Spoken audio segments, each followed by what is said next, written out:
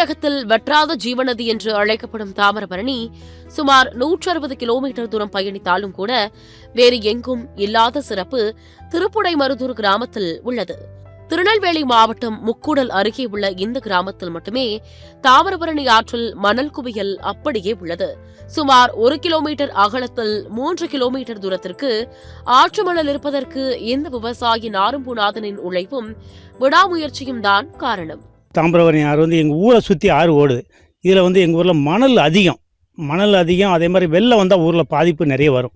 அதே மாதிரி இந்த மணலை திருடிட்டாங்க அப்படின்னா எங்கள் ஊரே அழிஞ்சிரும். இதை என்ன பண்ணலாம் அப்படிங்கிறது இது பண்ணி அதுக்கப்புறம் மரங்களை வைத்தால் தான் அந்த மணலை யாரும் எடுக்க முடியாது அப்படிங்கிறத அந்த மரத்தை பூரா உருவாக்கியிருக்கேன். எங்களுக்கு ஸ்டார்டிங்கில் கொஞ்சம் ஒரு 1000 கன்று வச்சு விட்டு பார்த்தேன் சார். அது கன்று நல்லா வந்துருச்சு. மணலில் நல்லா வந்தோடனே எங்களுக்கு இன்னும் மேலும் மேலும் மரம் வளர்க்கணும் அப்படிங்கிறத இது பண்ணிட்டேன். ஊரில் எதிர்ப்பும் இருந்துச்சு, சப்போர்ட்டும் இருந்துச்சு. அடுத்தால மாடு ஆடு வளர்க்கவங்க ரொம்ப எதிர்ப்பு, கன்று போடக்கூடாது, போட்டானே எங்களுக்கு ஆடு மேய்க்க வழியில் மாடு மேய்க்க வழியில் அப்படின்னாங்க. ஆனால் இப்போ நான் மரத்தை வளர்த்த பிறகு 10 ஆடு வச்சுருக்காங்க, 50 ஆடு வச்சுருக்காங்க. கடந்த 1996ஆம் ஆண்டு முதல் தமிழ்நாடு வனத்துறையில் தற்காலிக வேட்டை தடுப்பு காவலராக பணிபுரிந்து வந்த நாரும்பூநாதனுக்கு கொடுக்கப்பட்ட பணியோ விலங்குகள் வேட்டையாடப்படுவதை தடுப்பதுதான். ஆனால் அவரால் தாமிரபரணியில் நடக்கும் மணல் கொள்ளையை தடுக்க முடியவில்லையே என்று எண்ணி கலங்கினார். வனத்துறையில் வேலை பார்த்து கொண்டே நேரம் கிடைக்கும் போதெல்லாம் தாமிரபரணி ஆற்றுங்கரையோர மரங்கள் நடும் பணியை 1996ஆம் ஆண்டு தொடங்கினார். ஆற்று மணல் கொள்ளையை தடுக்க தனி ஒருவனாய் போராடி இதுவரை 30,000 மரங்களை நட்டு தாமிரபரணி ஆற்றின் அழகை மெருகேற்றி மணல் கொள்ளைக்கு மூடு விழா நடத்தியுள்ளார். ஜட்ஜஸ் ரத்னவேல் பாண்டி ஐயா தான் இதை பேசுனது. இந்த மணல் நம்ம ஊரை பாதுகாக்கணும், நம்ம மணலை பாதுகாக்கணும், மக்களை பாதுகாக்கணும்னா இதுக்கு முழுமையானது ஃபாரஸ்ட் உருவாக்கினால்தான் இது பண்ண முடியும் அப்படின்னு டிஓஓ எல்லாத்தையும் வர சொல்லி அவங்கள வச்சு வீட்டில் வச்சு பேசின உடனே அவங்க என்ன செஞ்சாங்க, கண்ணை தான் கொடுத்தாங்க.